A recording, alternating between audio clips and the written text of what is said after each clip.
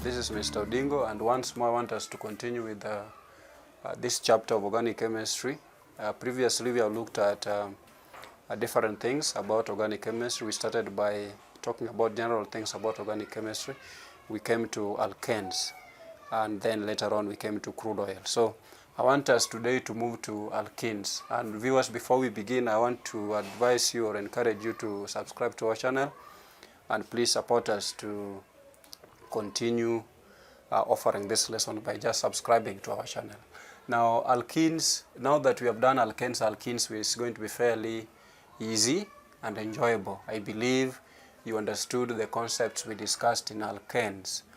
Now, the group of alkenes, if I may begin, we know that we identify alkenes by the presence of the double bond. This double bond must exist between at least 2 carbon atoms. So it means that whenever we see ene, E-N-E as the suffix, it points to a double covalent bond. We say that A-N-E referred to the single carbon bonds. So here we want to deal with alkenes, which means that these compounds which have double bonds between carbon atoms. That is what this suffix here refers to, ene. Now, so generally when we see the suffix ene, anything ending with ene must be having this double bond between carbon atoms. Now, moving forward, I want us to realize that these alkenes, they are also hydrocarbons. They are members of that group we call hydrocarbons, meaning they are made up of carbon and hydrogen only. I also want to invite you to understand that while we have methane, we don't have methane. Methane is not there. And if you really understand what methane is, you can now understand what methane is, why methane do not exist. Because I've said in alkenes there must be a double bond between at least 2 carbon atoms. So if I cannot have a double bond in methane, which may only have 1 carbon atom, there must be 2 carbon atoms, at least 2 carbon atoms for an alkene to occur. It means that the first member of alkenes has 2 carbon atoms. It means that we don't have methane, so the first member is going to have 2 carbon atoms. The third member will have 4 carbon atoms. The 10th member will have 11 carbon atoms, because we have said that methane do not exist because there's only 1 carbon atom, and we said that alkenes must have at least a double bond between 2 carbon atoms. So we must have 2 carbon atoms as the smallest member in this particular group. Now, we have said that alkenes, the first member of alkenes is ethene. I believe that now we understand what we refer to as the stems, the stem names, and we said that the stem names represents the number of carbon atoms that there is in a compound. So we said that the stem names, we have carbon atoms. Carbon atoms, if it is 1, it is going to be meth. But in this meth, we have said methane do not exist. For alkenes, we are going to pass that. Number 2, we have eth. It means that if you add this eth plus ene, you will get ethene. If you have number 3, you get prop. We know prop is the stem name for the alkene or any hydrocarbon or any organic compound with 3 carbon atoms, and we add ene, we'll get propene. We get propene. Number 4, we have bute. Bute plus ene, we'll get butene. Remember that naming these things will be much easier after we have done alkenes. You realize that we are not going to have any problem. Pent plus ene will be pentene. pentene. Number 6, hex plus ene will give us hexene. So it means that we can go to number 7, which is hept plus ene. It will give us heptene. Oct, number 8, plus ene will give us octene. And non, number 9, plus ene will give us nonene. Dec, number 10, plus ene will give us decene. I say that this hex here is the stem name, meaning it has 6 carbon atoms. It is telling us how many carbon atoms are there. Then this ene here is the suffix to identify this homologous series, telling us there must be a double bond in that particular molecule. So the molecule has 6 carbon atoms and it has a double bond in it. That's what this thing is telling us here. So we have to be able to understand this particular name. Now, remember that we also have to know these compounds. We have said that the first member is one with 2 carbon atoms. It is here. And this first member is ethene. The third member here, the second member, this is the first member. The second member will have 3 carbon atoms. I hope you understand why it must have 3 carbon atoms. So this is H, this is H, this is H, H, and H here. Then number 3, we have 4 carbon atoms, which will be this. And you realize that in each of these cases, I'm putting the double bond on the first carbon atom. I'm going to explain that shortly. But we have to understand that this is what we call butene. Then 4, we have pentene. Pentene has 5 carbon atoms. 3, 4, 5. 5 carbon atoms.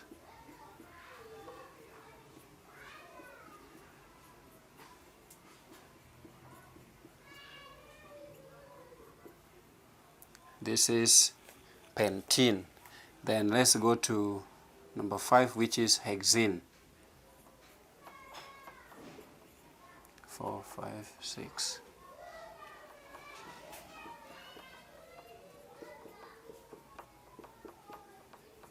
So this is hexene, and you realize that we can continue up to the decene, but if you can do up to number 5, which is hexene here, then probably you will do well to finish up to the last one.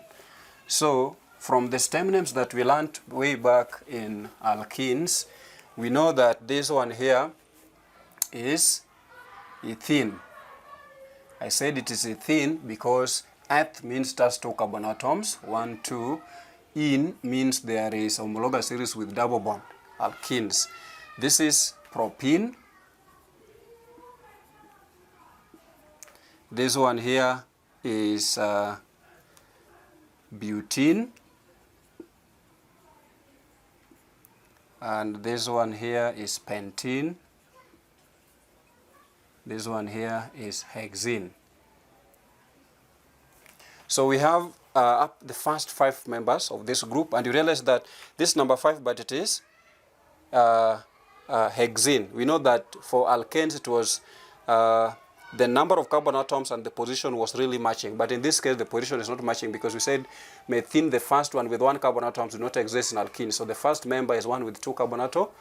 That's why we see the difference when the number 5 has 6 carbon atoms. Number 6 will be having 7 carbon atoms. Number 7 will be having 8 carbon atoms. That one is something that you must not forget, because sometimes examiners are very tricky. They'll tell you to draw the displayed formula of the 4th member of alkenes. And most students will draw butene, thinking that the 4th member is butene because it has 4 carbon atoms. That is a trick that most students normally don't see in any examination. So please be careful. Be careful when you're dealing with alkenes. When you are told draw the 4th member of alkenes, you must know that the 4th member has 5 carbon atoms.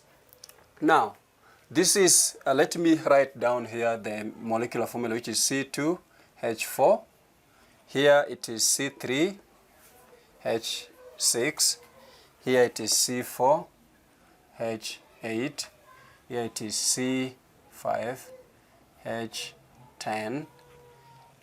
Here is C6H12. H12. Now viewers, this kind of arrangement, I want us to be able to get the general formula from here.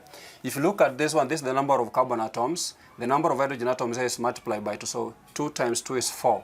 If you come in, the number of carbon atoms is 3, 3 times 2 is 6 for hydrogen atoms.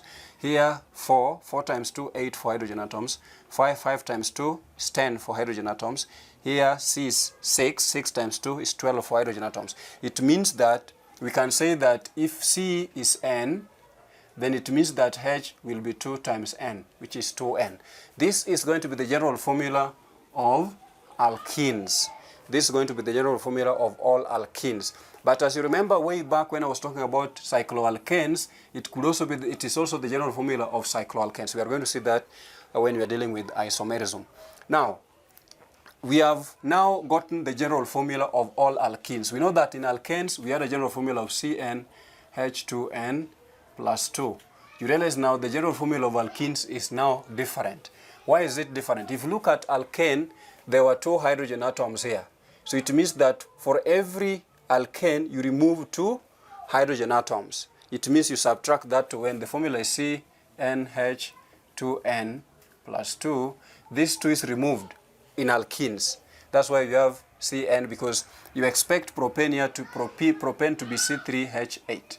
But this is C3H6, meaning 2 minus 2 here, you get 6 here. That's what we have for the general formula of alkenes. You must be able to understand and also be able to put it in your head. This general formula, so we are going to have alkanes, alkenes, alkynes, alcohols. You must be able to understand those general formula for you to be able to move forward easily. Now, we have seen the first straight chains of these members of alkenes. We have seen that the general formula is CnH2n plus H2n for hydrogen atoms, and we have also noted that the first member of alkenes is always the one with 2 carbon atoms, because methane do not exist. So it means that you have to understand that way. The second member will have 3 carbon atoms, the third member like that, as we go on forward like that. Now that we have seen these things, I want us to move to the next part, which we call the nomenclature. How do we name alkenes? Part of naming of alkenes, we have seen that we can name straight chains directly the way we have named them, where we just add the suffix plus the number of carbon atoms involved. But sometimes we may have cases where this carbon atom is not at the first carbon atom here. So we want to see what we call naming, and we know naming is called nomenclature. I said that nomenclature is a set of rules put forward by IUPAC to be able to scientifically name organic compounds. So we have nomenclature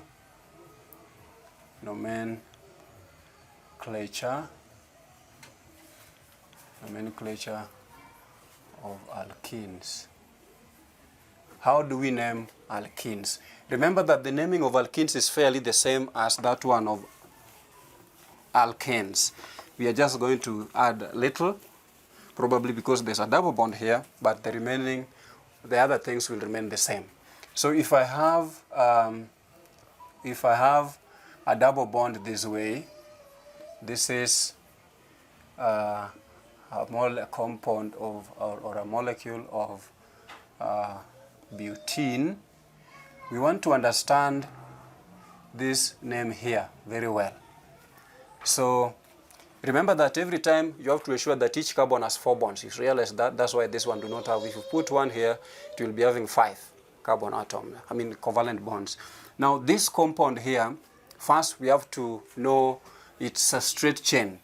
It's a straight chain. We said that we have to look out for any branching group. We know the branches, we could say they are side chains. I mentioned last times. We are still going to understand that one here. Side chains, which could be alkyls group. Alkyls could be methyl, ethyl, propyl. It means alkane without 1 hydrogen atom. For example, methyl is CH3. We know that methane is CH4. So if you remove 1 hydrogen atom, you have methyl. Ethyl is ethane without 1 carbon atom, 1 hydrogen atom. We also have halogens, which could be branching. But now the third thing we are going to have here, we also have the double bond moving. the double bond. It's going to be very key for us to get the name of alkenes.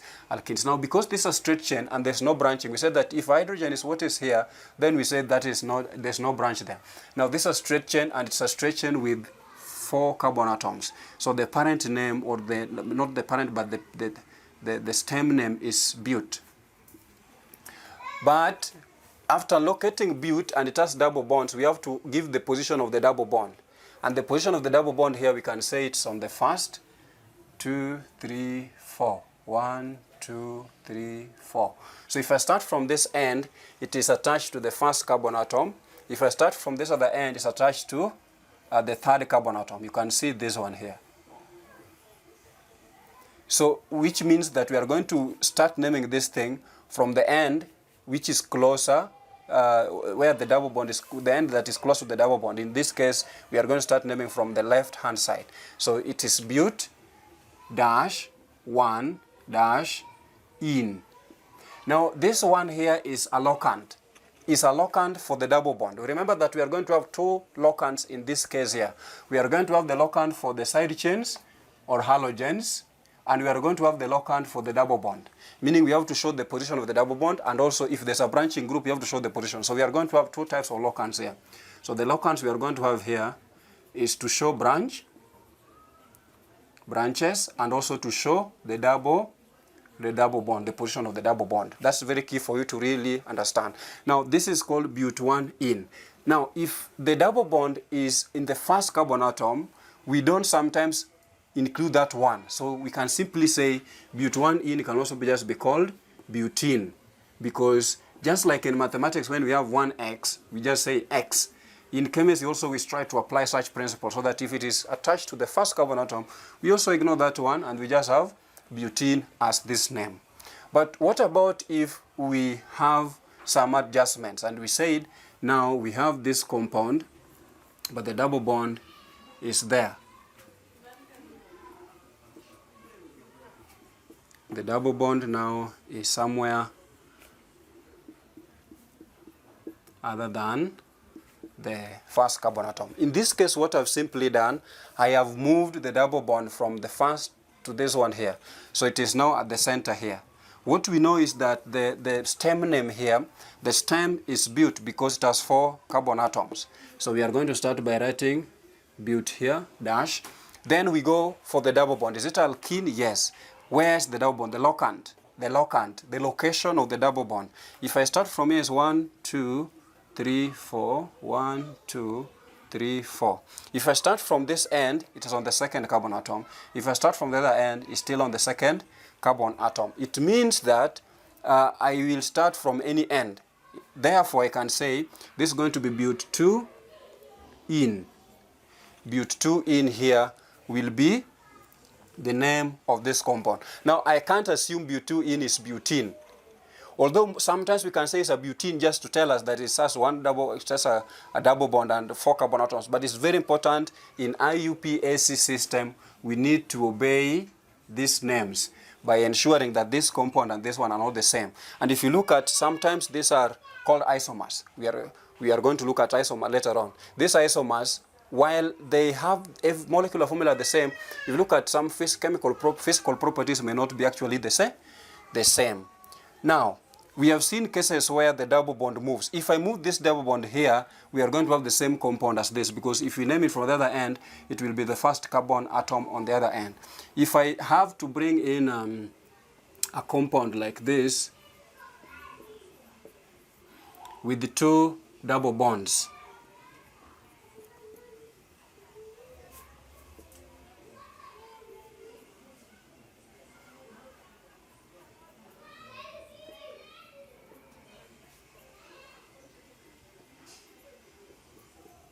we have a compound here with 2 double bonds.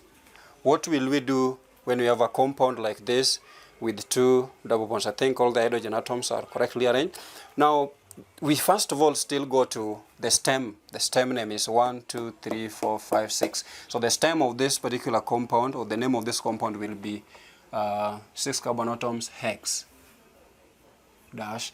But since we have the double bond in this particular compound, we have to also locate, we have to identify the locants, the numbers going to indicate to us the positions of this particular double bonds. If I start from here, 1, 2, 3, 4, 5, 6, 1, 2, 3, 4, 5, 6. If I start from here, the first double bond is on the third carbon atom.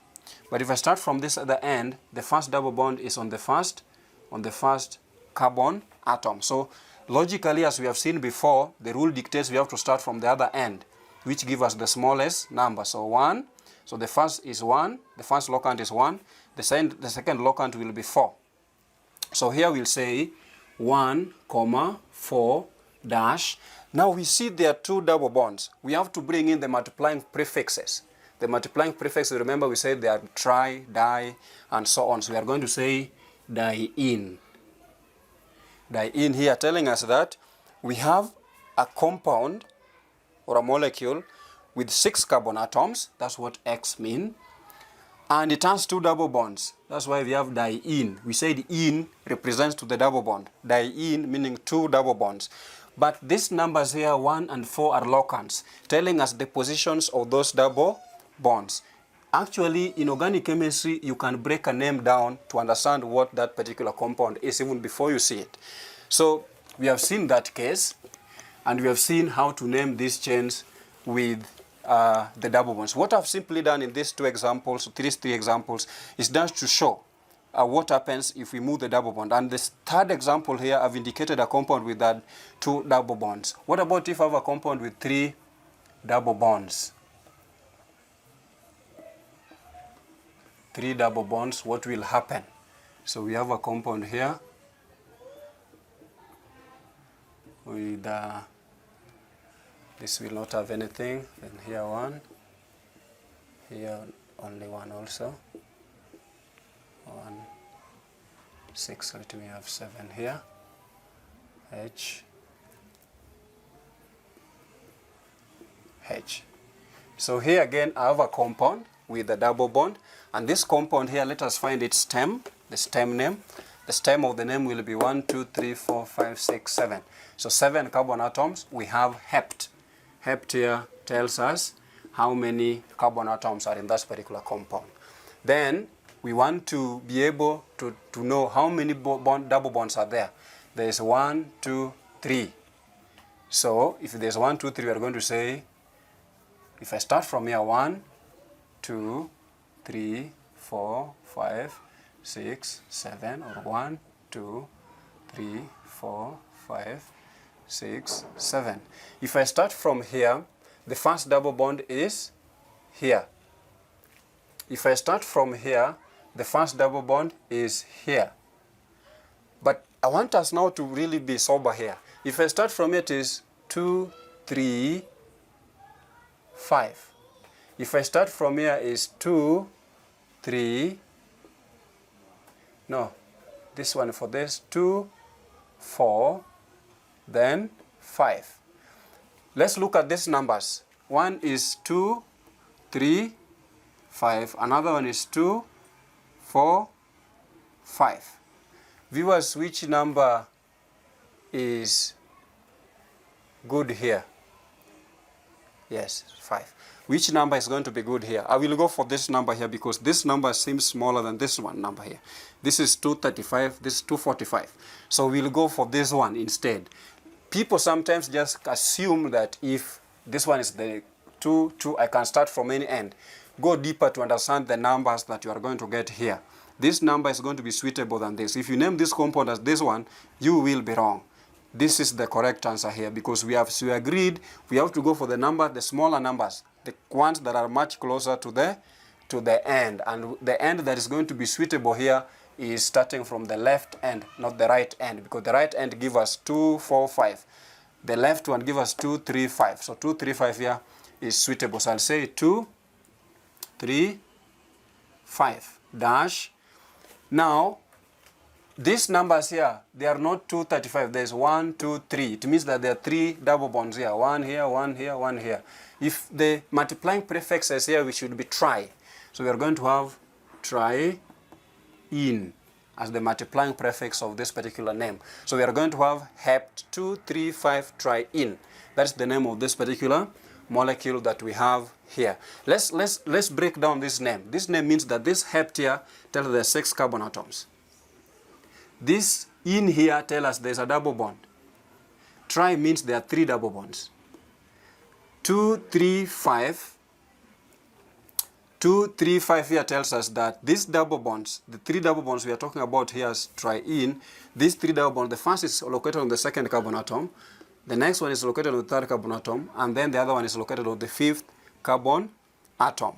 This hept, I said is 6, but it's 7, sorry for that. It's 7 carbon atoms. So 7 carbon atoms, a double bond.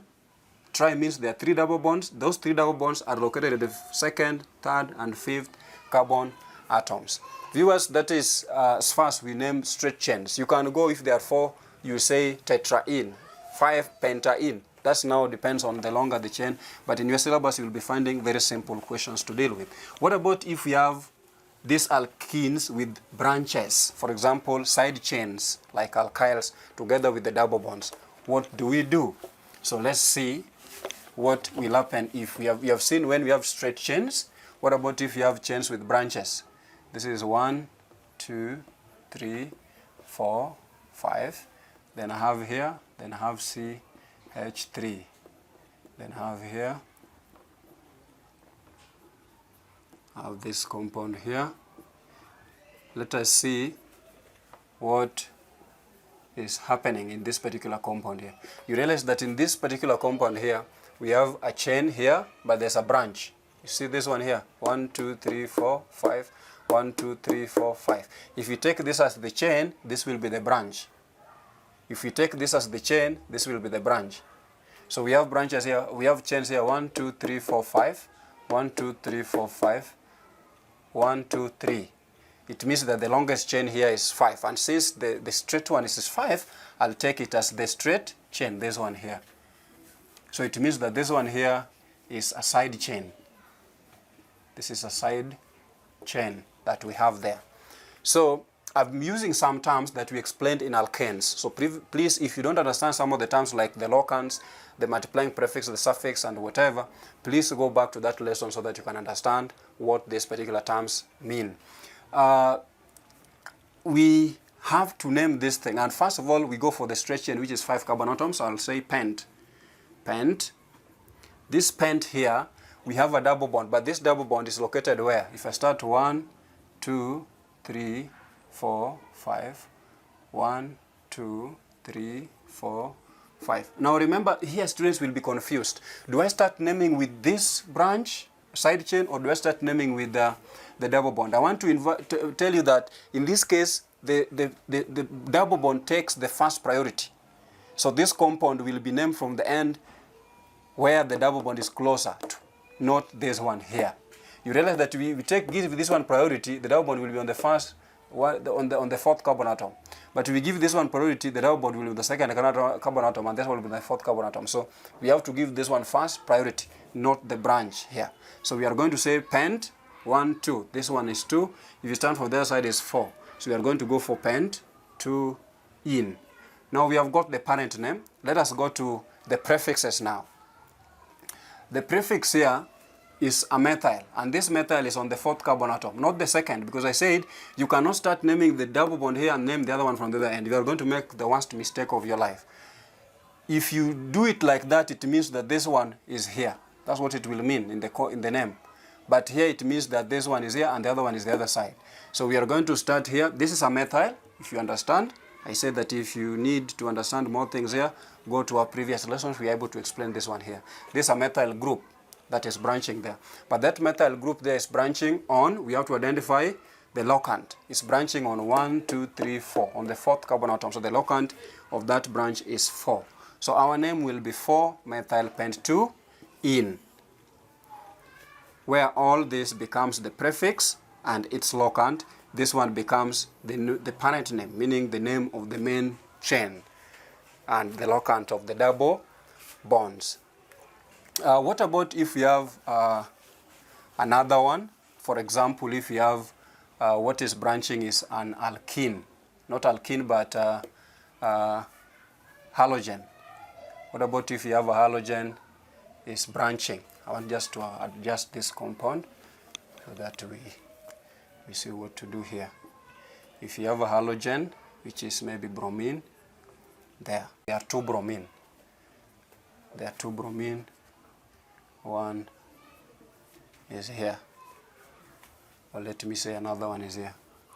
Remember that I've said that an alkyl group cannot be attached to the first carbon atom here as a branch. That will not be a branch. But halogen can be, because halogens and this carbon atom are not the same. You cannot say this is a chain, this is a branch. This one can branch from the first carbon atom, but alkyls cannot. So if you have this particular compound here, let me adjust this one. We have this molecule here, and let me say this molecule now has two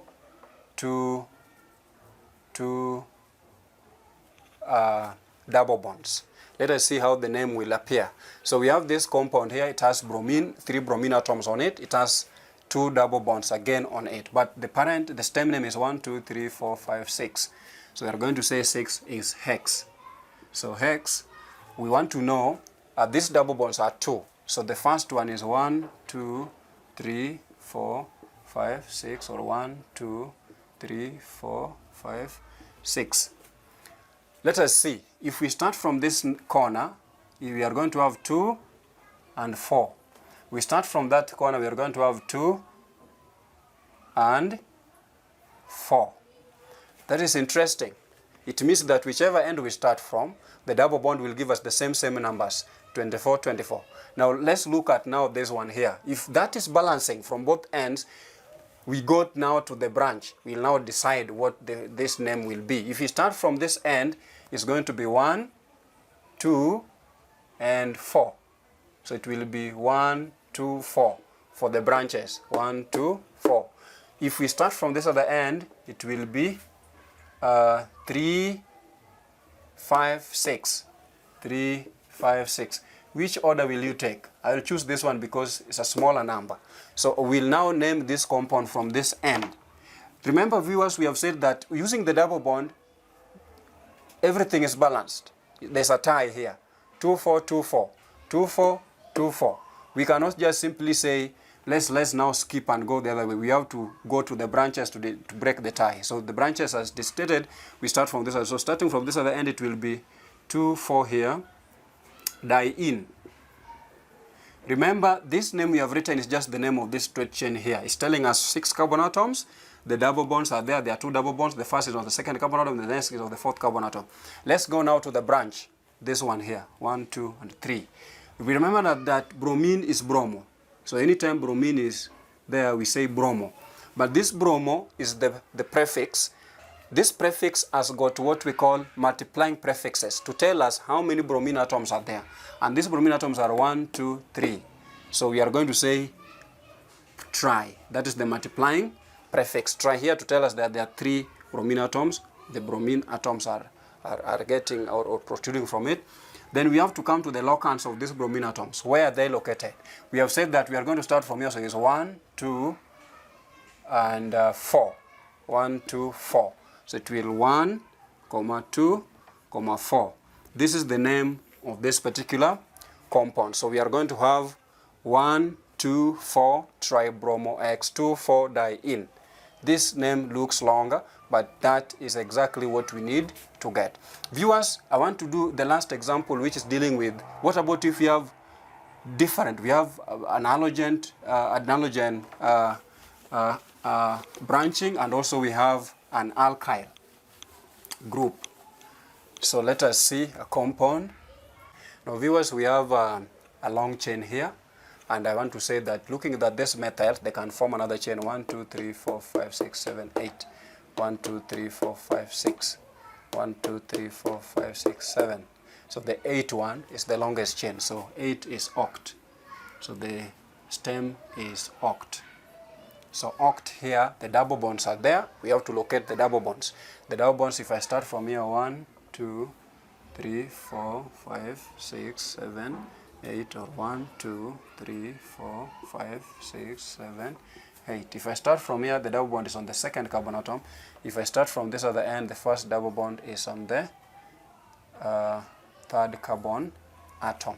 So obviously this is 2, 6, this is 3, 6, this is 2, 6, 2, 5, sorry, because this is, we have to take the nearest here. So 25, 36. So we are going to go for 2, 5. So it will be 2, 5 diene. So oct 2, 5 diene. We are finished with the straight chain. It's telling us octane as, or oct means there are 8 carbon atoms.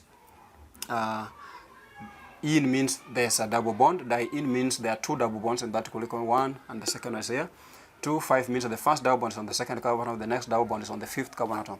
Let's come to the prefix here. The prefixes here are funny. We have chlorine and we have methyl. So C, chlorine and methyl. We said that if you have this particular case here, we go for alphabetical order. So alphabetical order C and M. We realize that C is the one that will appear first, then M will follow. So what we know that if chlorine will be here, M will be there. So I'll start with methyl the other side. So I say methyl is here. But this methyl here, there are 2. There's one here, there's one here. There are these 2 here. So if there are these 2 here, they means they are di. They are di. Remember that we had started naming the compound from which end? From this end here. From this end here. So the first methyl is on the 3rd and the next is on the 4th. So we are going to have 3, 4. So up to here we are finished with the methyl groups. And remember that since we named the double bond from this end, everything must be named from that end. Let's go for the chlorine. Chlorine here, we know chlorine is chloro. So chloro there, we have, how many are they? 1 and 2. But since we are naming from the other end, we are saying 1, 2. So the second carbon atom and the 6th carbon atom. So this will be 2, 6, di. We are forgetting something because there are 2 chlorine atoms, so there must be di here. So the name is very long. 2,6-dichloro, 3,4-dimethyl, oct 2,5-diene. Some people will think maybe this crazy things, but that is what it is. Remember that, let's break down this compound here. I want to split here. I want to split here. We have 3 parts. This part is the parent chain, telling us the straight chain. The parent chain, the chain carrying everything else, has 8 carbon atoms. 1, 2, 3, 4, 5, 6, 7, 8. And within those 8 carbon atoms, there are 2 double bonds. That's what we mean by diene here. Then those double bonds, the first and the second carbon atom, the next on the 5th carbon atom, that chain is done. Then on that chain, they are branching side chains or halogens. The side chain here is a methyl. This methyl, since we are naming from the other end, is attached to the 3rd and on the 4th carbon atoms. That's why we have 3, 4, because there are 2 methyl groups, dimethyl. Then coming here, we have chlorine atoms branching 1 and 2. Since we are named from the other side, it was 2 and 6. 6 is here. 2, 2nd and 6th carbon atom. So that's why it is 2, 6, di, because there are 2 and chloro is the prefix for chlorine. And that's what the name really is. So viewers, you realize that this thing is very entertaining if you really understand what to do. It's very, very, very, very entertaining to name these compounds. Let us go to something called isomerism. Isomerism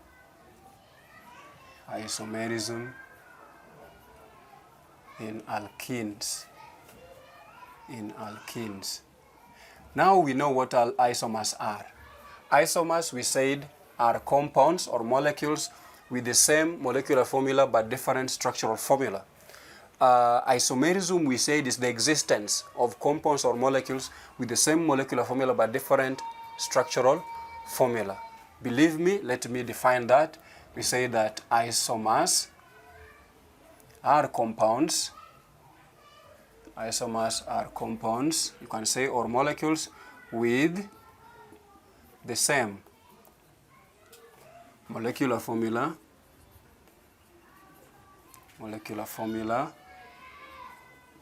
but different structural formula. Structural formula. Isomerism, these are isomers. Isomerism on the other side, isomerism is the existence of compounds with the same molecular formula,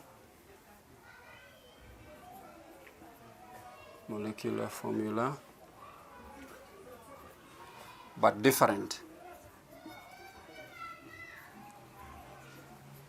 structural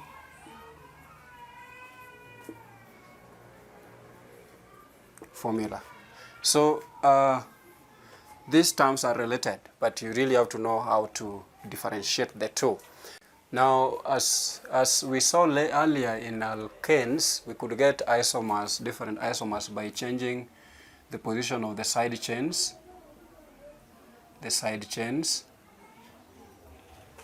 And also we could change the position of the halogens. That's what we saw in alkanes. But in alkenes, we can change all these plus the position of the double bond itself. So the double bond can also be changed. That is what is going to make this one, alkenes have more isomers per molecule than alkanes. Because other than changing the positions of these two, you can also change the position of the double bond. Now I want to give you probably just two examples to see what we are going to do. If this is a molecule which we call pent-1-ene or just pentene, this molecule here, we need to get its isomers. But I want to get isomers by not changing or getting the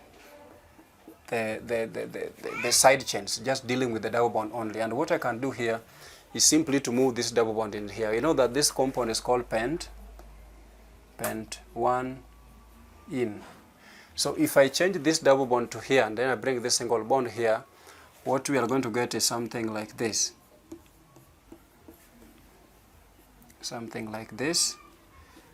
Forgive me, I don't want to write the hydrogen, so just assuming these are hydrogen atoms. If I move this bond here, the double bond here, what we are going to get is now we are going to have what we call pent-2-ene. Pent-2-ene. Remember this one and this are still isomers. Remember that if I move this one here, I will still get pent-2-ene because I will start naming it from the other end. So the double bond here, I will still get pent-2-ene. So by changing the double bond only, I can only get these two isomers. But I can now move ahead by starting to change something else. I can now say, let me build a side chain by bringing this one here. If I bring it here, what do we have? And then at that end goes there. If I bring it there, we'll be having a different type. We have said that they have a first one was that, pent-2-ene is there. What else can we have? We can say this is now the parent chain as the stem name is 1, 2, 3, 4. So it is bute. So bute is here. But this bute here has a double bond, which is 1, 2 or 1, 2. So I'll start from here because if I use this one, it will be 1, 2 still. So I'll say 1, 2, 3, 4. 1, 2, 3, 4. So if I start here, it will be 2. So bute-2-ene. But since we have now a branch here which is a methyl, so I'll say it is methyl is on the second carbon atom. So I say 2-methyl. I believe naming now is okay. You realize that this one is another isomer of the other two that we have there. And still on the same note, we can play around with this molecule here. Once we play around with this molecule here, you will get very many things, as many as you can. What else can we do in this compound to make it look like a molecule? What if we move this one here? Yes, if we move that one there, the name will change. No, the name will not change. It will be the same name we have for this one here. So up to there, we can deal with those polymers. I mean isomers. You realize what we have done is first we change the name, the position for this and this. After that, we now formed a branch, a chain here, which an alkyl group here, which we could move along this line, and we said we can move it here. Only if we move it here, we are going to have the same thing. If we move it there, we are going to have the same thing we have up there, or initially that we had here. So that's how you can form isomers of alkenes. But remember that you can also change the position of halogens if you have them. For example, if you have a compound with halogens here, it means that, assuming this is where you have Br. So Br here, you realize that this one will be, the name will be 1-bromo pent 1 in, and I said that where there is pent 1 in, you can just say 1-bromopentene. So you can move this bromine here. It will be 2-bromopentene. You move it here, 3-bromopentene. But now you can't move it there, because if you move it there, you are going to have another all case together. But you can move it. If you move it here, because we are naming from here, it's still going to be a different name. We can even move it up to there, because we give the double bond the first priority. So we can move it along up to there, up to that end there. So that's another way of doing this particular isomers. I think isomerism is easy. I don't want to dwell on it because we did a lot on it, especially in alkenes. We took a lot of time explaining it. Now I want to do what we call preparation of alkenes. Laboratory preparation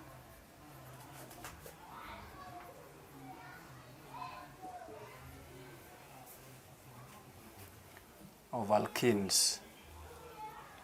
Laboratory preparation of alkenes. Now, alkenes can be prepared by what we call dehydration of alcohols. Dehydration of alcohols. Dehydration of alcohols. What do we mean by dehydration? To dehydrate something, to dehydrate and to dry are not the same thing. To dry is to remove water from a wet substance. For example, if I smear some water here, if I remove that water, I'm drying it. But if I have a compound which can generate water, for example, a compound with hydrogen and oxygen, any compound containing hydrogen and oxygen can get water if you dehydrate it, meaning you need another chemical or another process that can simply remove water from a compound which is chemically combined with it. But drying is something that is physically combined. So let's not confuse drying and dehydration. For example, if you have glucose C6H12O6, remember there's hydrogen and oxygen here. It means that we can dehydrate, meaning I can dehydrate water. And in this case, if you look at this hydrogen, and it's in the ratio of water, because water is H2O, the ratio of 2 to 1. If you look at here, the ratio is 2 to 1, because 12 to 6 is simplifying to 2 to 1. So I can, if I dehydrate, I'll get carbon and water itself, but that water multiplied by 6 there. So to dehydrate something is to remove chemically combined water from a substance. Like in this case, we're removing water from glucose, like we have seen before. If you put concentrated sulfuric acid in sugar or glucose, you will get a black substance, which is carbon here, and liquid there coming out, which is water. So we want to see, we know alcohol we see is having what we call OH in addition to this R, where this R can be CnH2n plus 1. So it means that this R here is an alkyl group attached to an OH group. So it means that we have hydrogen and we have oxygen here. It means we can be able to get water from this particular compound. Now the process of getting that water from alcohol is what we call dehydration. That is what we call dehydration. Now I'm going to explain two methods of preparing or dehydrating alcohols. We can dehydrate alcohols by using substances we call catalyst. One, we can use conc sulfuric acid, concentrated sulfuric acid, and you know that concentrated sulfuric acid is represented by L to mean it's liquid. And we can also dehydrate using aluminium oxide. We can also dehydrate using aluminium oxide. So those are two ways of dehydrating alcohol. But now we want to start with the first one, which is dehydration using concentrated sulfuric acid. Now this is the setup that we can use to prepare alkenes, and in this case we are preparing ethene in the laboratory using sulfuric acid. We said that the concept is dehydrating, and I've been able to explain the concept, the idea around dehydrating something is to remove chemically combined water from a substance. Now in this case we are dehydrating ethanol. So I want us to see that ethanol is COH, and we are going to understand what alcohols are. That will come, but for now let me just draw for you the diagram or the displayed formula or structural formula of ethanol. Now this is ethanol here. We know we want to remove water from this ethanol, and we know water has got H and OH, that is H2O. So what we are going to do is that when you dehydrate this ethanol, we'll take this OH probably and one H. Maybe let's take this other one here. So once you take this H and that OH, you will get water. After you get water, what will remain is that this bond here and this one here will fold. They will fold inside here to form one bond there. So we are going to have something like this. So it means that if you dehydrate alcohol or ethanol, you will get alkene. So in this case, if this is the ethanol that we had, we know we are going to get this ethene plus this one and this one. I said will combine to get what we call water. So viewers, you can see what we are doing here. Dehydration of alcohols will give us ethene, and this equation usually is very easy because there's no balancing. Just take OH plus 1 water, what remain will be the same because the total number of hydrogen that were here were 6 plus 1 oxygen. So here if you add 1, 2, 3, 4 plus 2, 6 plus 1 oxygen is there, 2 carbon atoms. So everything is just balancing that way. But let us come back to the diagram here. This setup has certain things that I want us to understand why we do them. You realize that we are heating alcohol through water bath. Why do we heat it through water bath? This is a precaution that we have to take care of here because alcohol, we are using alcohol in this setup, and alcohol is flammable. Alcohol is flammable. So sometimes students don't understand why certain things are done in our setup. We could actually have heated it using naked flame directly from Bunsen burner. But once you do that, because we're using ethanol in this setup, some fumes of ethanol can catch fire, causing danger to ourselves. So that is why you see that this round bottom flask is dipped, or part of it is merged into hot water, what we call water bath, because hot water cannot burn anything. Our people say hot water do not burn a house. So it's the same thing here. This hot water will not catch fire, however hot it is. So we are using it to heat this particular alcohol or the mixture that we are going to get once the sulfuric acid is lowered or run inside here. We realize that the amount of heat we need here is around between 160 to 180, sometimes actually 150 to 180 degrees Celsius, suitably at 170 degrees Celsius. 170 degrees Celsius is the most suitable temperature that we need to dehydrate this thing when you use sulfuric acid. Now we are going to see the problems that occur when you prepare this thing at a temperature below 160. We are going to see there's a problem. You are not going to get ethene from the other side. But this is what we do here. This is what we call a dropping funnel. It has a tap that we open to allow sulfuric acid drip. This is concentrated sulfuric acid. Probably this absolute ethanol, pure ethanol. So once you run concentrated sulfuric acid in ethanol here, what happens? The reaction occur. And the reaction that occur is this reaction here, where sulfuric acid here is just acting as a catalyst. And remember that sulfuric acid is usually hygroscopic. It means that this sulfuric acid is also doing some part to take away the water from this particular alcohol here, because we know that if you drop some sulfuric acid in sugar, it dehydrates it. That's exactly partly what is taking place in this particular issue here. So we are treating this sulfuric acid here as a catalyst. Now, once you react, when you add it here, you mix with this ethanol down here, and what happens is that you heat it up to the temperature of between 160 to 180 degrees Celsius. This dehydration process here occur. once this dehydration process here occur, this water here we know will remain exactly here. But this ethene being a gas will flow through this tube to come here. But now you realize we have another sodium hydroxide solution in the next apparatus. Why do we need that one here?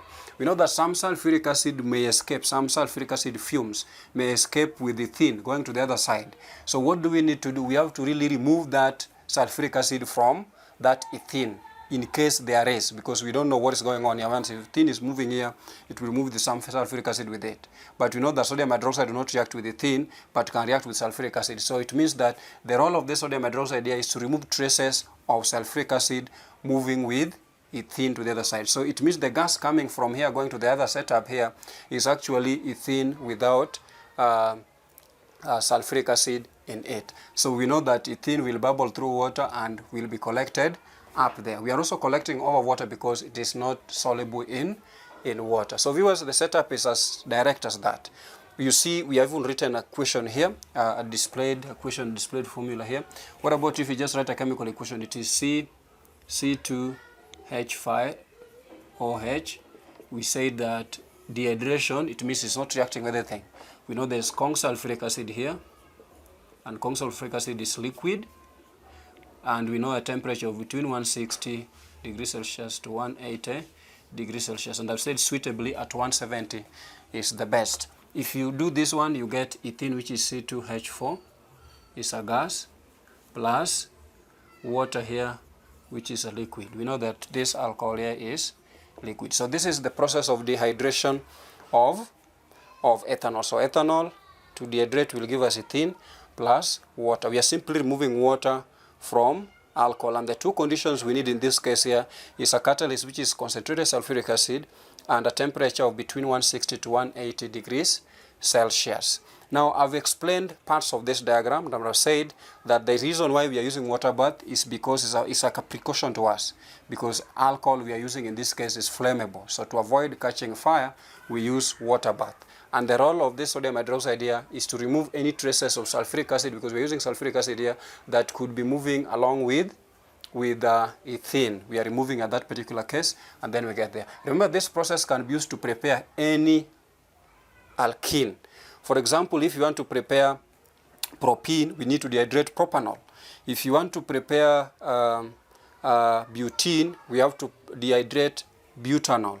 If you want to prepare pentene, we have to dehydrate pentanol. So it's as that. We are using alkene here, ethene here as an example of the case. I said that if we use temperature lower than 160, probably below 150, around 110 or 130 there, we are going to have what we call an ether being formed.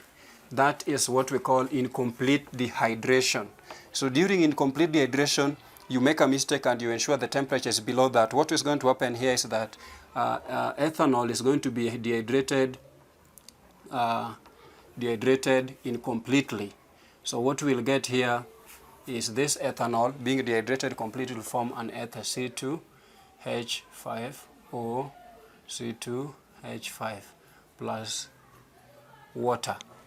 So what we are going to get here, we know there are like two molecules here, so we'll multiply this by 2 here as a balancing figure, and already there are 2 here.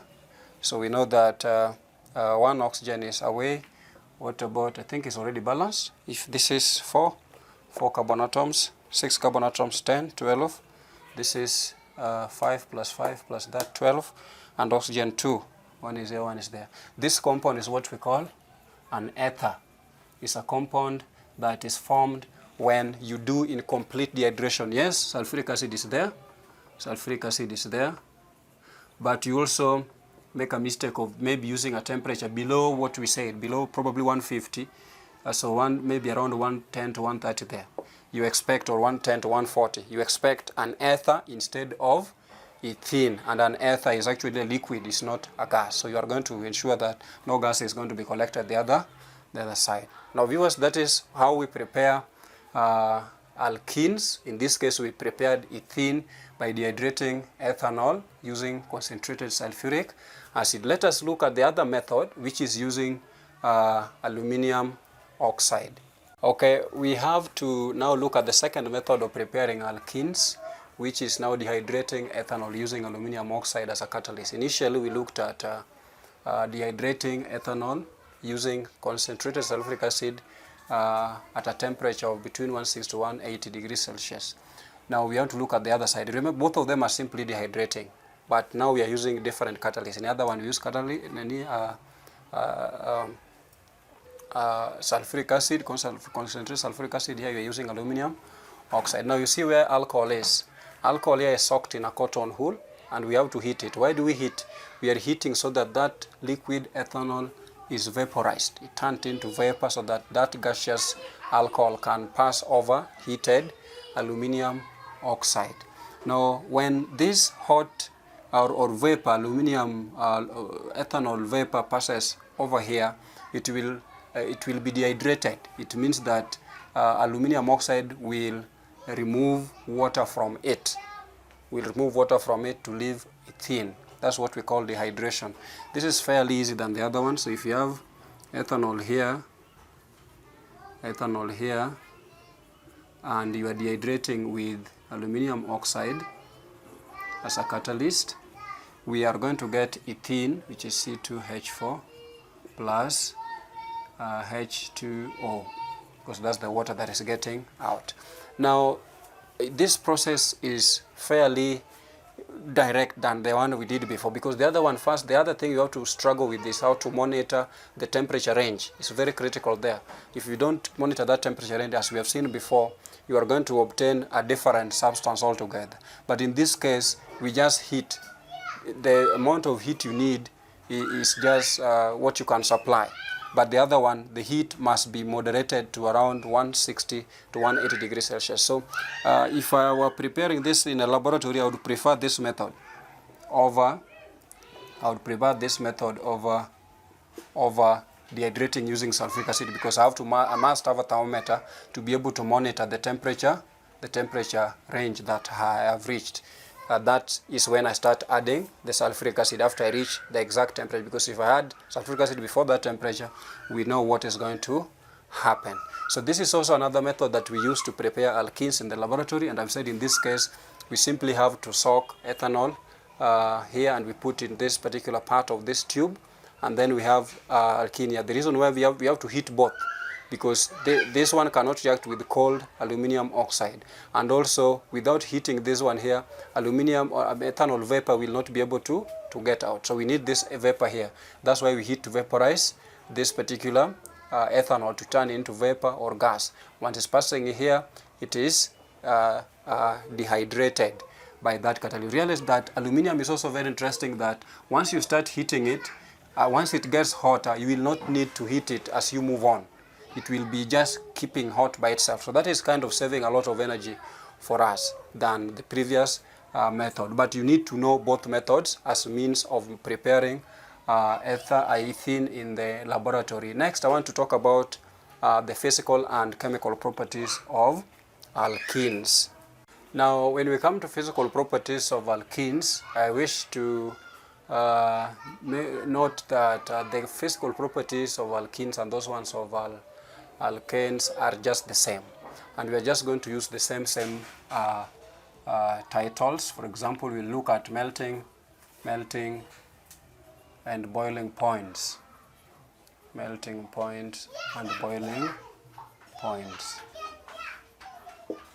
Now, melting point and boiling points, like we did in alkanes, we have to understand that now we expect the melting points of alkenes to be probably higher than that one of alkanes.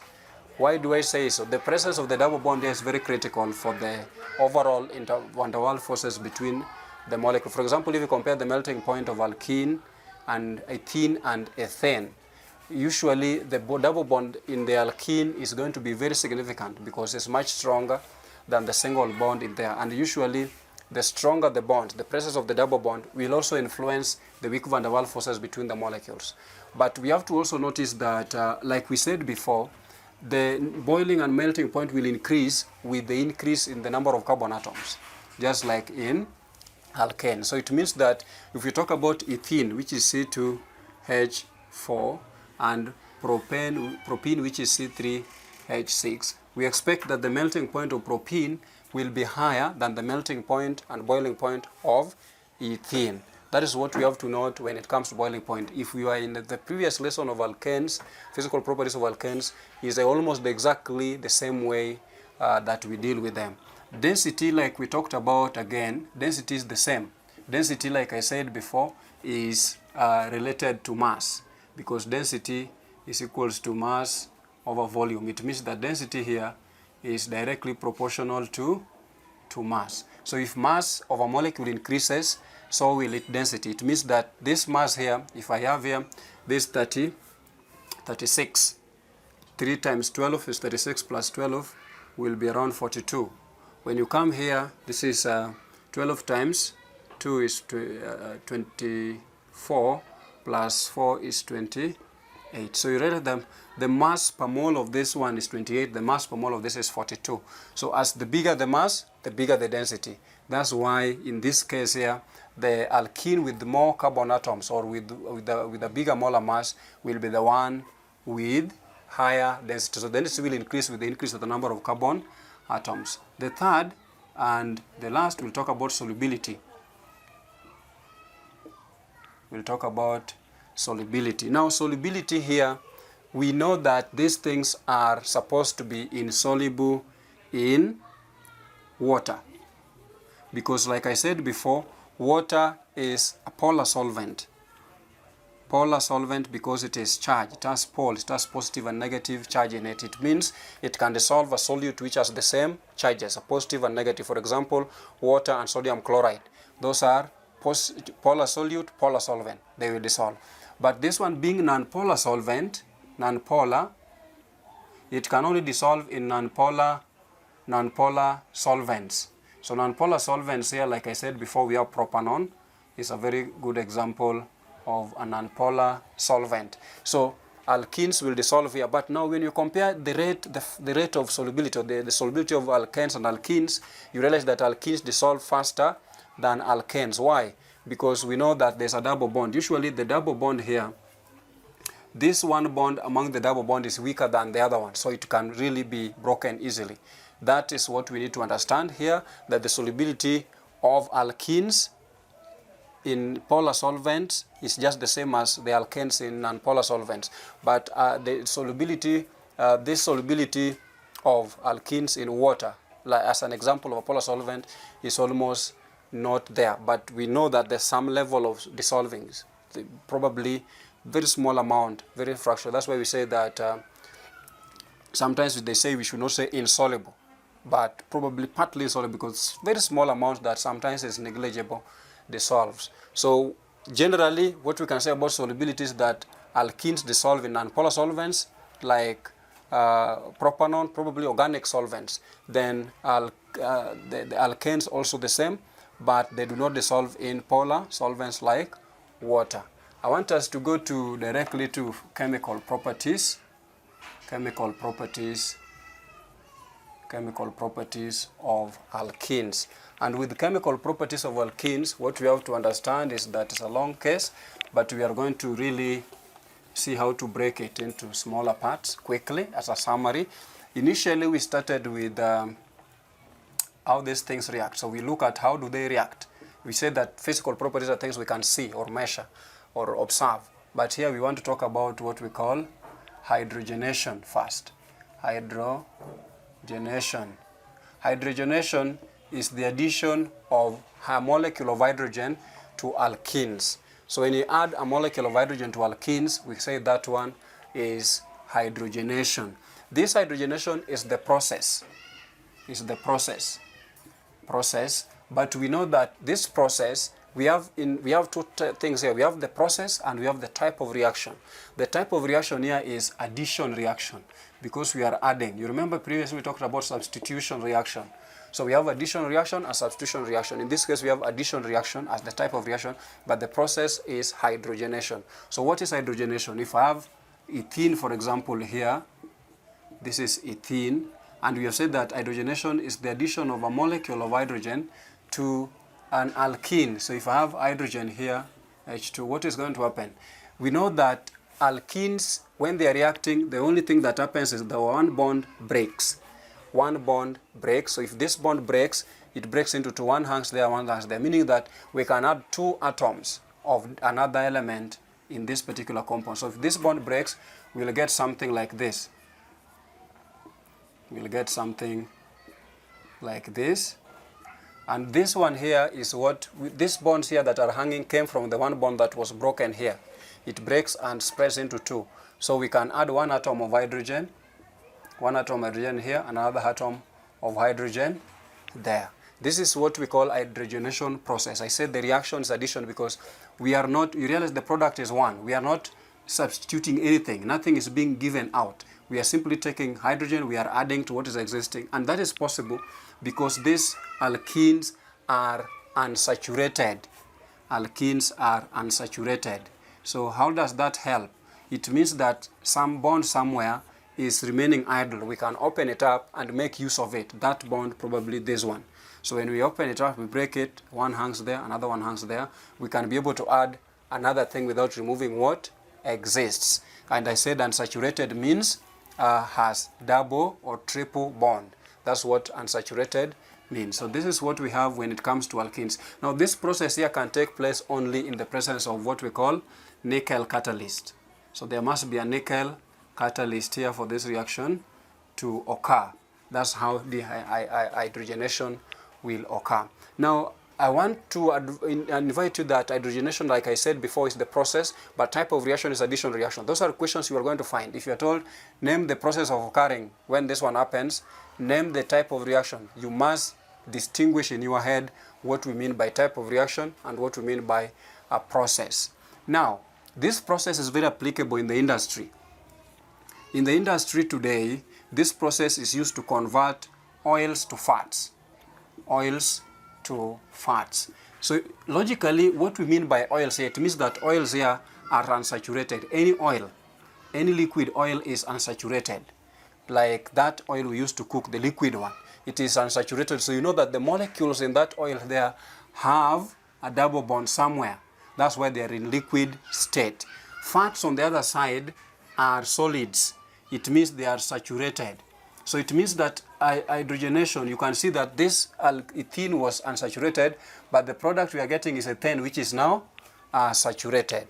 So it means that in the industry, you find that some fats in the supermarket or in the stores are solid, some are liquid. The difference is that one has a double bond, one do not have a double bond. But initially they were made as liquids first. So to convert them into fats, the solid one, what happens is that they do what we call hydrogenation, especially margarine. What people, Blue Band, there are very many types of margarine that we have. Usually when they are made, they are liquids first. To make them solids is a very long molecule, not just like this. This is a gas. That is a very large molecule with double bonds in it. So we know that inside there, when you are eating that margarine, you must understand that it is actually saturated, meaning it is an alkane with what we call single bonds between it. There could be other molecules in it to make it more nutritious, but the main chain that you know there must be carbon-carbon connected with single bonds. That is hydrogenation. I want us to go to the next one, which is called halogenation. Halogenation. Now halogenation here, initially we said that it was substitution halogenation. This type now I'm bringing in addition halogenation. So it means the type of reaction here again is addition reaction, but the process is halogenation. What is halogenation? The addition of a molecule of halogens to any substance. Could be alkane, could be alkene, could be alkyne. But when you are dealing with alkenes and alkynes, it becomes addition. When you're dealing with alkanes, it becomes substitution. So if we have alkene here like ethene, I'm using ethene as an example, ethene here, and you are adding a molecule of bromine. We realized that in substitution reaction, we needed UV light for this reaction to occur. But in this one, we don't need UV light to occur. We don't need any form of energy. Why? Because these alkenes are very reactive. I said that the presence of a double bond makes a molecule more reactive than when it is saturated single bonds. So what happens here is the same thing that happens here. One bond opens up, cuts and opens up, and you get this kind of molecule here, H, H, H, H. And then when this one happens, this one come, this one Cl, Br, Br, and then Br there. Now there's something I've seen with students that is very irresponsible and also not accepted. That a student said when told during this reaction, you will get for us bromine atoms on the same carbon atom, and then this H here comes here. How on earth or in heaven can that happen? Because we know that this bond broke here. The bond was here. If it breaks here, one part goes there, one part goes there. It means that this one already was saturated. We can only have one bond here, one bromine here and one bromine here. You must be able to be careful. Sometimes you miss marks because of just sheer irresponsibility. You must understand that where the bonds hang is where those things will be attached. So we can only have Br here and not in the same carbon atom. Now, we have seen this case here. That's the reaction that occur when you have that. So if you have this one is C2H4 plus Br2 to give us C2H4 Br2. Now we realize that addition halogenation has only one product, but addition substitution halogenation are two products. You have to really know when the examiner is trying to ask you. They can write this equation for you and write the other equation for substitution. The one with two products, alkane and hydrogen chloride or hydrogen halide, that is substitution. But when you have one product only, that is addition reaction. Because why do you have one product? There were two bonds that could take the two atoms together to finish everything. This is now therefore what we call addition reaction. As I said, this reaction can take place even in the dark. We don't need UV light in this particular case. It's the opposite of what we had in substitution reactions. Remember, I've used bromine. In this case, bromine is orange or brown in color. If you add it here, you expect to see a colorless substance forming, because that tells you that the reaction is taking place. But when you have chlorine, chlorine is green in color. You know their colors, fluorine yellow, and so on. You can use any other halogen here for the reaction. Our case here today is just to give you a head start. So most reactions in alkanes are addition reactions. Let us go to another addition reaction called hydration. Hydration of alkenes. That's number 3. Hydration. Hydration here. Before I look at hydration, let me show you let me take number 3, what we call addition reaction of hydrogen halides. Hydrogen halides. Sometimes we call it hydrohalogenation. Hydrohalogenation. We have seen where we had hydrogen, where we had halogens, but you can have both of them in one molecule. For example, if you have alkene, which is ethene here, and this ethene is added to hydrogen bromide. Let me say so, hydrogen bromide. What happens? The same thing happens here. What is going to take place is that the bond we talked about will open up to give 2 extra bonds for attachments. If this one cracks, that one opens up. So what we do here is to take one atom of hydrogen, maybe put it here, one atom of that one, put it there. So that is another way, another reaction that you can get, but it's the same as the other one we have looked at. So let me now talk to you about another addition reaction, which is called hydration. Hydration, we have seen what we call dehydration. So what is hydration? Dehydration is the opposite of hydration. Hydration is adding water into a compound to make it actually chemically combined, meaning it forms a different compound altogether after adding water. Dehydration was the opposite, removing that particular water. Now you realize that in the KLB book, that thing is called hydrolysis. That is chemically incorrect. In chemistry, I beg to disagree. Hydrolysis is a different type of reaction. I believe you did biology in Form 1 where you did hydrolysis of what we call these carbohydrates, maltose, sucrose, and so on. Now, hydrolysis is breaking down one molecule into two things. Believe me, this is the truth. To hydrolyze something is to use water, probably another chemical like an enzyme or something else, to break a big molecule into two. For example, if you have ester. Ester, for example, is maybe let me say this is the ester that we have, CH3, C. Let me draw a big molecule so that we can see.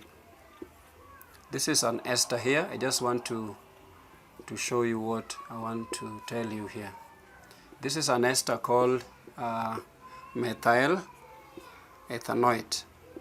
This is an ester called methyl ethanoate. Once you form ester, you do what?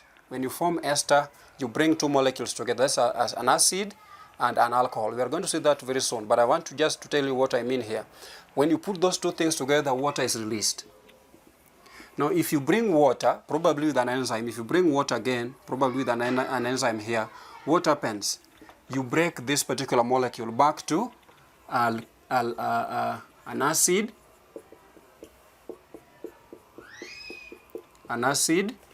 and an alcohol. So you have methanol and you have ethanoic acid. This reaction will be what? Will be considered to be hydrolysis because you added water to break. Hydrolysis. Hydro means water. Lysis means to break down. So it means that if you use water here to break this molecule, you are simply returning the molecule that came out of this thing when it was being formed. And you get this molecule and that molecule. This is hydrolysis reaction. But hydration, we don't break anything. You just add water and it forms one molecule. So I think that one, viewers, you need to go back and check. I believe it was an error. Now, let's look at hydration. Hydration, we are adding water because it's addition reaction. We are simply going to have one product, and it's the opposite of that, so of what we call dehydration. So if we have ethene here as our standard molecule that we are using, plus water, this reaction cannot just take place under normal conditions. We are going to explain why.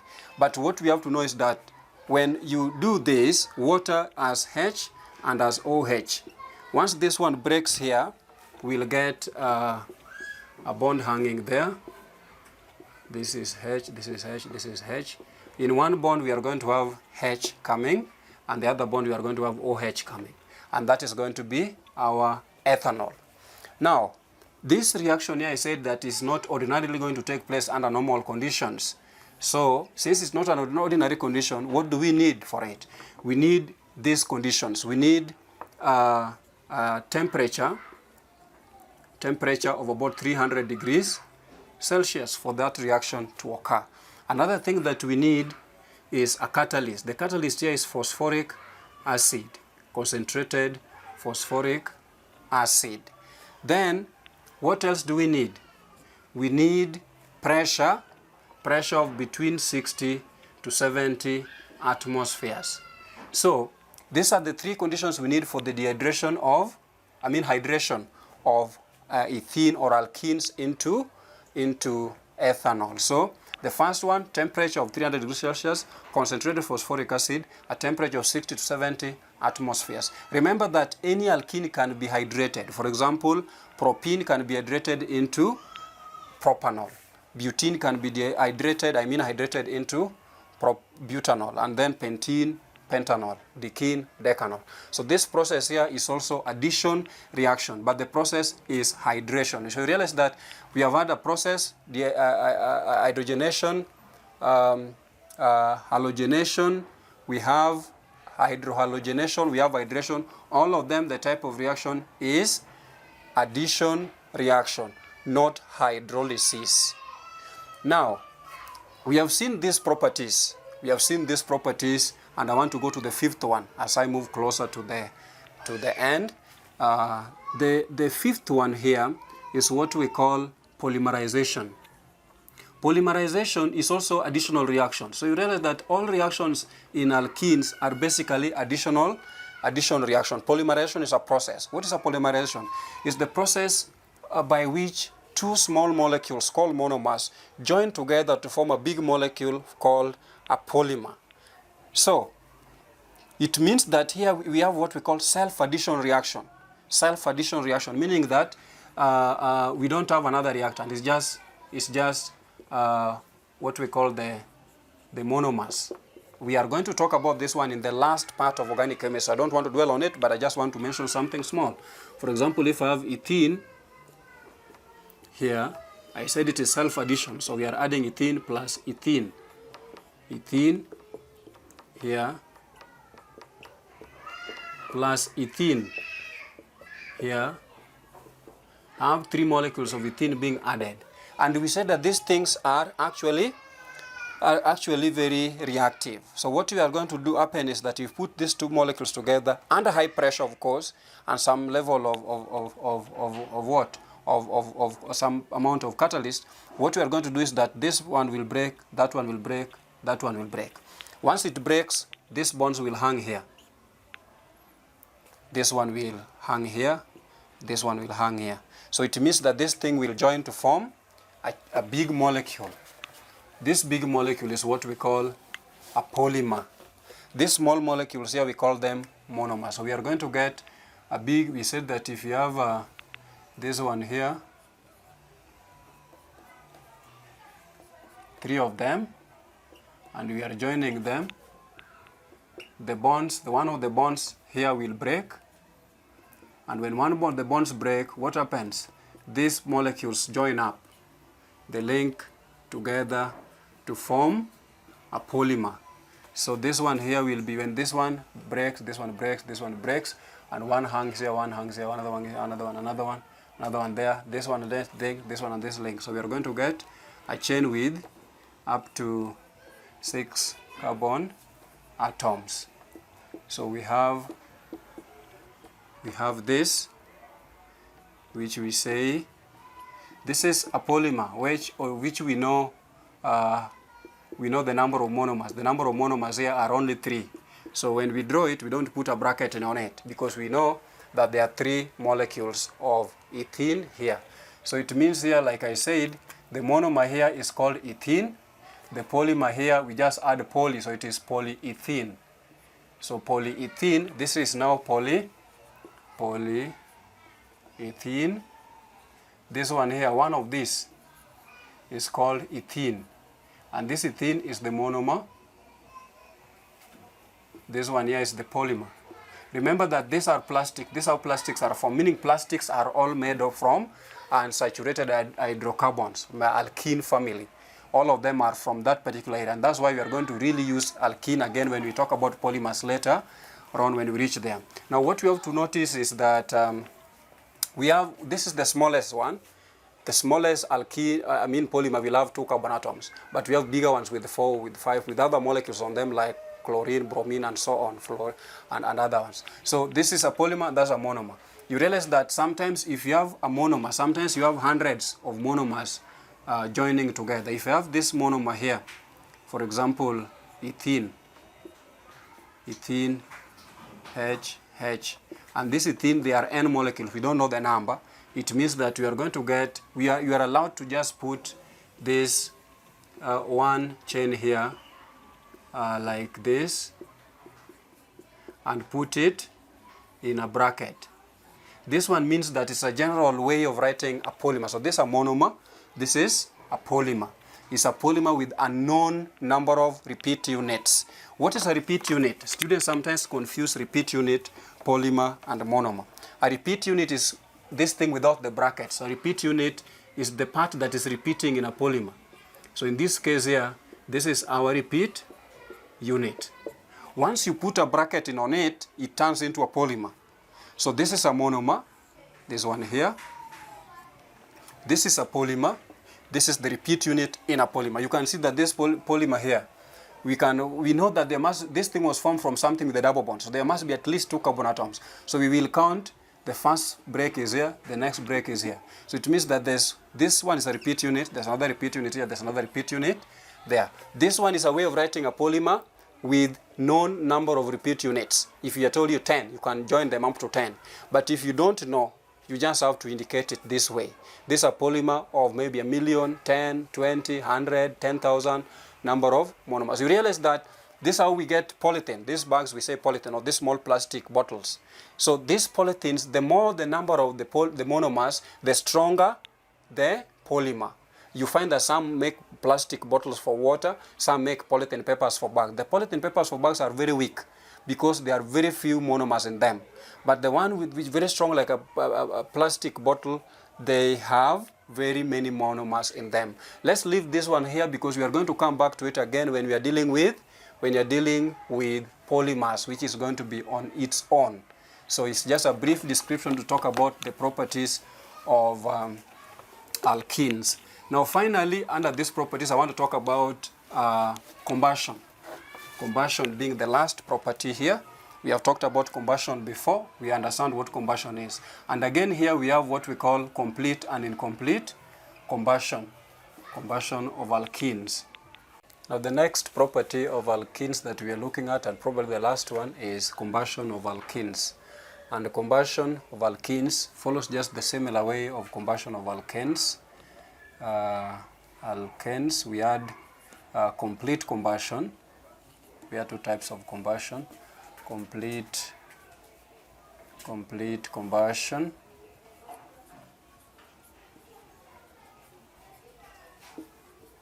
and incomplete combustion. We said that complete combustion occurs when there is sufficient amount of oxygen with these molecules when they are burning.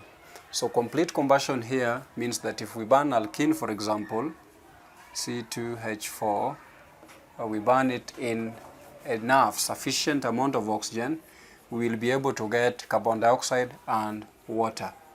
Carbon dioxide and water, and this liquid, this gas.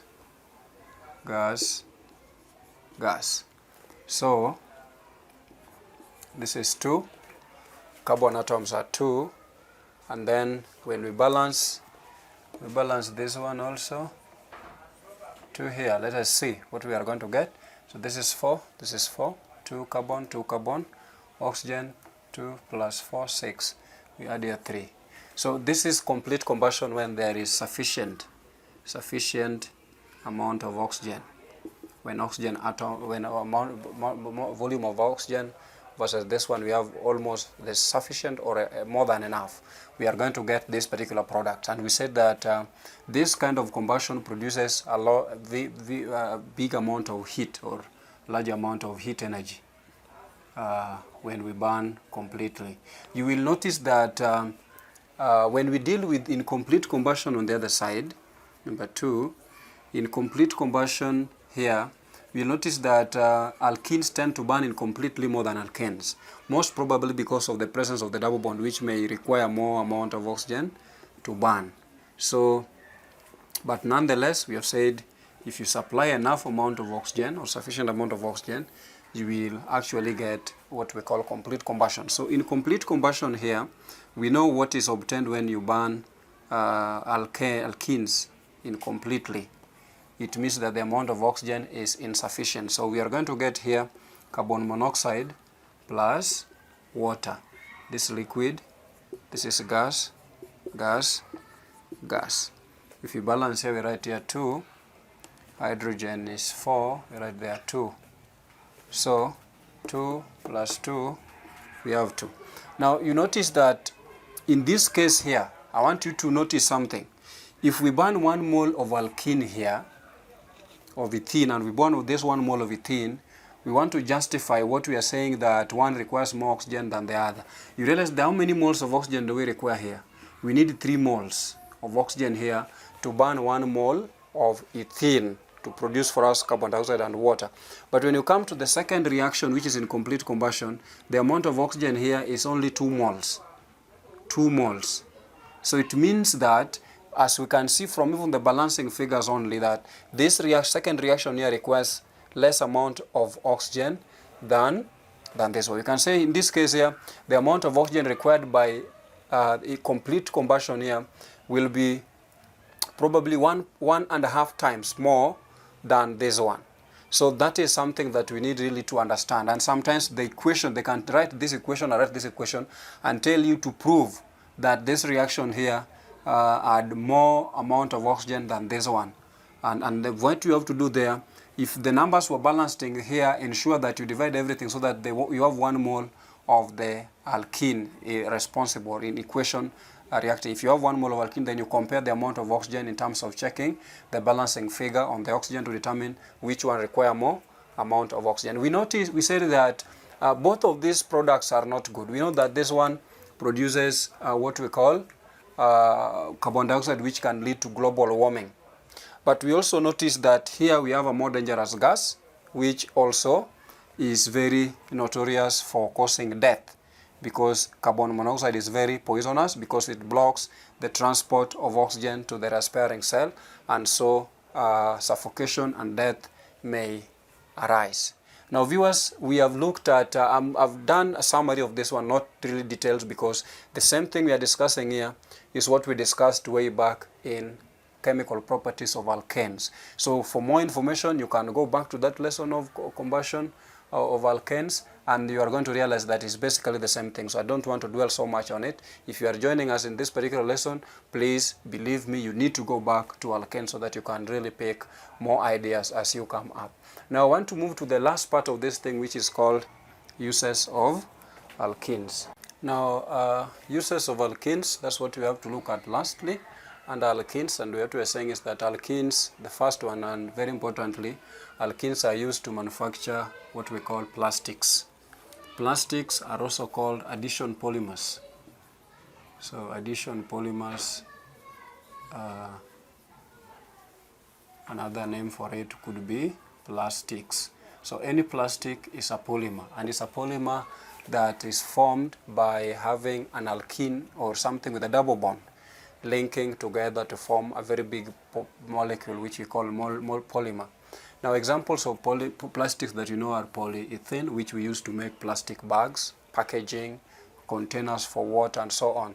Polypropylene we use to make plastic ropes. You can see sometimes boats, when you want to anchor a boat, you use a plastic rope. Sometimes when you want to hang our clothes, we use a plastic rope. That one is made of polypropylene.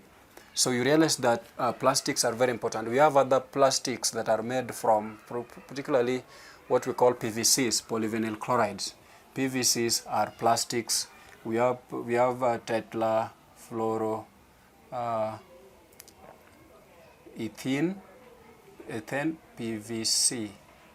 PVCs. That is mostly used to make plastic containers, plastic carpets, and so on. We have many things, perspex. We have many things that form this particular, as long as there's a double bond between two carbon atoms, there's a possibility of that molecule joining up to form a polymer. And these polymers are going to play a very important part today in the world. We have plastic chairs, we have plastic containers, we have insulators, we have very many plastic we use today. They are all formed from alkenes.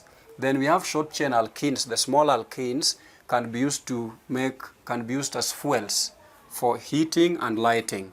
We know that, as I said before, these alkenes tend to burn incompletely, producing a lot of soot. And therefore, we just have to burn very small molecules, probably ethene and propene. We cannot burn things like butene and so on because they'll produce a lot of soot. But just like alkenes, they can also be used as fuels. The third one, the third use, and very important here, is also that we can use alkenes to form raw materials to make other important chemicals.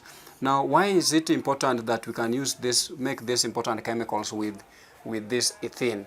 We know that alkenes are very reactive. They are reactive because they are saturated. So being that they are very reactive, we can actually use, for example, we can hydrate. We can hydrate ethene to form ethanol. And ethanol is a very important substance in our lives. People use it as a beverage, people take it. Some use it in hospitals as disinfectants. In fact, right now during coronavirus, we are using ethanol a lot, what we call the hand sanitizers. They are basically made out of ethanol. Ethanol is used during surgeries. We use ethanol to clean equipment, to keep blades, to sterilize wounds and whatever. And this ethanol, its use is wide. Where do we get it? We get this ethanol by hydrating, what we have seen, the hydration of ethene. So many other, we also find alkenes finding themselves in drugs. For example, drugs that must have atoms of halogens, for example, we may use in what we call alkenes to be able to submit that particular atoms there. So alkenes are very important. We also know that we have ripening of fruits. Some fruits, when you want artificial ripening, something to ripen, fruits ripen very fast, you put ethylene in them. Ethylene will help artificial ripening of fruits. Nowadays, people use a lot of juice. Some are canned so that we drink them when they are already prepared. Some of them, we sell them in the street, and people have urgency. There's a lot of demand for fruits, and so when we depend on it to ripen naturally, it will take quite a lot of time for it to do that. So what we do is that we subject it to ethylene, which will make it ripen faster. Believe me, viewers, there are very many uses of alkenes. These are just the main ones that were picked, but there are many other uses of alkenes that you can find outside there. But basically, we have given 4, which are enough for your examination purposes, and also those ones that we consider very true. I hope these ones you have met them somewhere. You have met these uses somewhere. If it may be one, the other ones you have seen somewhere in your course of life. So viewers, after looking at the uses of alkenes, we want to finalize this chapter by looking at tests for what we call saturation or unsaturation. The test for saturation or unsaturation is actually a test that we are going to determine whether something has a double, triple bond or a single bond. We know that I said initially that saturated hydrocarbon means hydrocarbon with single carbon-carbon bonds. But hydrocarbon which is unsaturated is actually having double or triple bond. So we want to carry out a test or study or learn how to carry out a test that we can actually use to distinguish whether something is saturated or not saturated. Because if someone gives you a gas, ethene gas and ethane gas, using your naked eyes, you cannot really be established that this is ethane and this is ethene unless we subject it to some kind of chemical test. Now, this test that we are going to learn how to do is called test for saturation or test for unsaturation. You can distinguish whether something is alkene or something is alkane or alkyne. In other words, we want to test for this kind of bond or this kind of bond and this one. Remember that the results we are going to get with these two will be the same. And the result we are going to get this one will be different. And the best chemical, the best reagent to test for this particular functional groups, or what we call saturation or unsaturation, is what we call bromine water. Bromine water.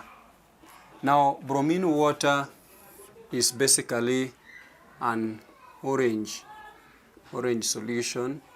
Some people say orange, some say brown. People are colorblind. In practical, we use the color that you see. You talk about what you see. So probably brown is closer to orange. Now, bromine, let me write the formula for bromine. Bromine, you see, this is what we call bromine water.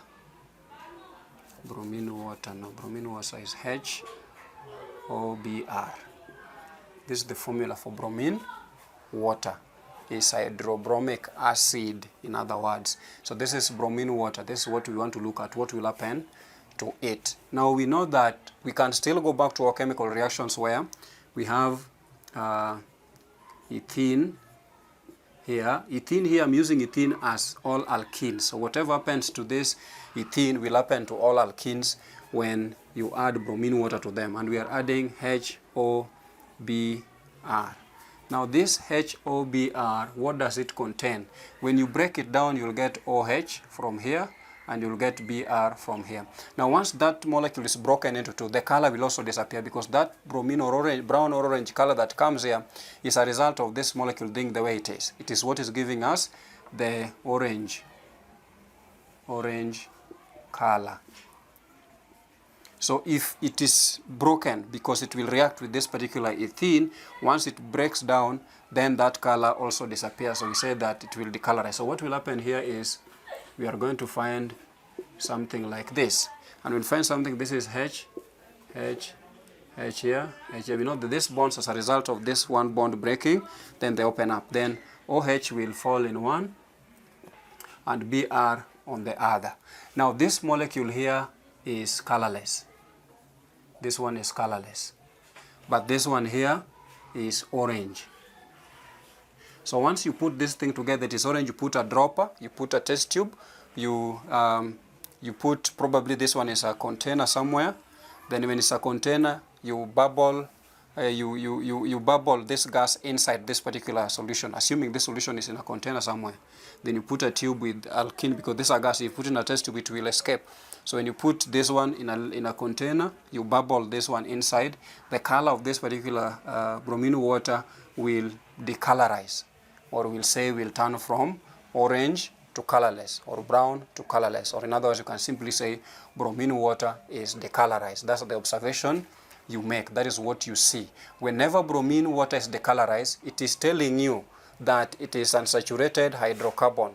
It doesn't tell you that it was ethene. It could be propene. It could be propine or ethane. It tells you that it is unsaturated. And we said that this group here, these are all unsaturated hydrocarbons, whether they're double bond or triple bond.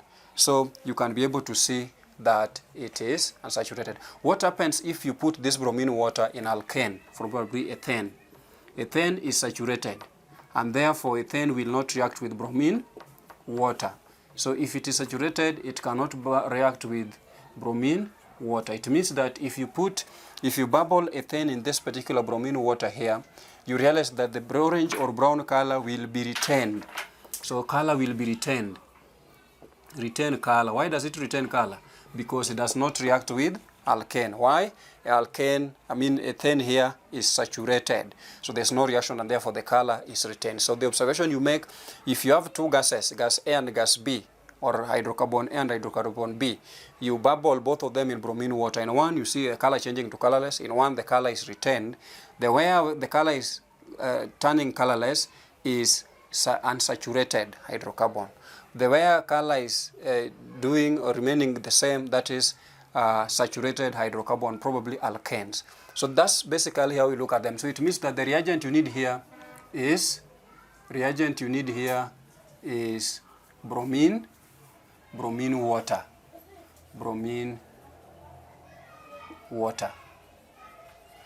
Another thing that you need here is what you need. What observations? Not just what you need. What you need is just one, bromine water. What do you need for saturated?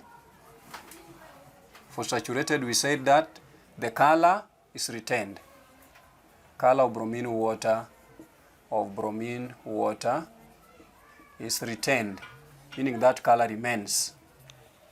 But unsaturated hydrocarbon, bromine water is decolorized. Decolorized meaning that orange color that we had there changes to colorless. Anything that is decolorized, meaning its color is removed, turning to colorless.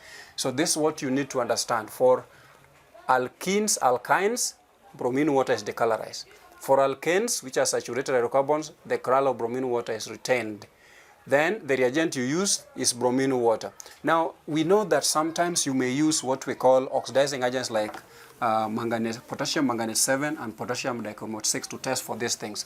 But that test is not conclusive. I want to warn our learners that using potassium manganate 7 or potassium dichromate 6, yes, it may give you the same results you need, but are you sure that the results are going to be 100% conclusive? My point is no. Why? Because we know that potassium manganate 7 aqueous is purple, yes. When I come to potassium dichromate 6, is green, is orange here. So when we put this one in alkene, the color will turn to colorless. It means that alkenes or unsaturated hydrocarbons decolorizes potassium manganate 7. It is purple, but when you put it in unsaturated hydrocarbon, it will turn to colorless. Good. When you put this one in unsaturated hydrocarbon, it will turn to green, telling us that it has been reduced because it is an oxidizing agent. That is an observation that we all will enjoy seeing. But there's a problem. Alcohols also do the same. Alcohols, when you put these two things in alcohol, it will turn to alkanoic acid. Remember, these substances, when they change into colorless, when you put them in alkenes here, what they're actually doing is they are oxidizing alkene into alcohols. So in other words, when you put alcohol and manganate 7 or potassium dichromate 6 in unsaturated hydrocarbon like ethene, you are going to get alcohol, meaning ethanol. Ethanol, by so doing, this one is reduced. It means that the unsaturated hydrocarbon here or ethene here is acting as a reducing agent to this one. So the color will change from purple to colorless. Now, the same to this. When this one is put in ethene, it will turn to green, meaning that it has been reduced. So the oxygen that was here has been used to form what we call an alcohol or ethanol on the other side. But now, we have said that while this will also help us to test for these ones, it cannot be conclusive. Why? The only possibility we can get if you put this purple or potassium manganate 7 in ethene, we are going to have possibility of substances. One of them is alcohol, ethene or ethine. Because when you put this one in alcohol or this one in alcohol, it will convert alcohol into alkanoic acid again. So this is not a conclusive test, and that's why I still believe the bromine water is the most conclusive, because bromine water will have no reaction with alcohol, so you cannot see any change there. It means that bromine water is simply the test for saturation or unsaturation. Manganate 7, yes, we can use this as a preliminary test, which is approaching the end, because when you test substances, you are actually isolating what is there. So when you start with this one, you will identify these 3 molecules. When you go after the second procedure, you use the bromine water, and still it changes, you eliminate alcohol and remain with this one. So that is something that people learn in qualitative analysis, to be able to eliminate something that is not present based on the observations that are made. Viewers, I hope you have understood me what I've explained between these two things. We are going to meet it again when we reach alcohols. We are going to come here once more. But what I want to tell you is that using this one as a test for saturation has got a weakness. Why?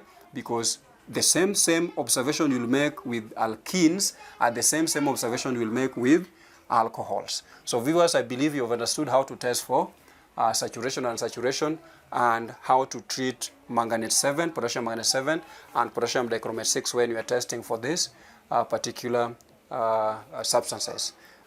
So viewers, that's the end of our lesson today, and we know that other means of testing for these things can be used, but that is going to become later. So we are going to stop here today, and that's the end of alkenes. If you have any questions or something we have not touched, please be sure to comment on the comment section to reach us, so that we can see how to get back to you and help you solve your problem. Organic chemistry is enjoyable, and I believe up so far we are doing well. If you have any problem or not seen any problem, please don't wait. Don't carry a problem forward, because it will not be solved. You'll keep on piling and piling until you run away from chemistry. Thank you very much.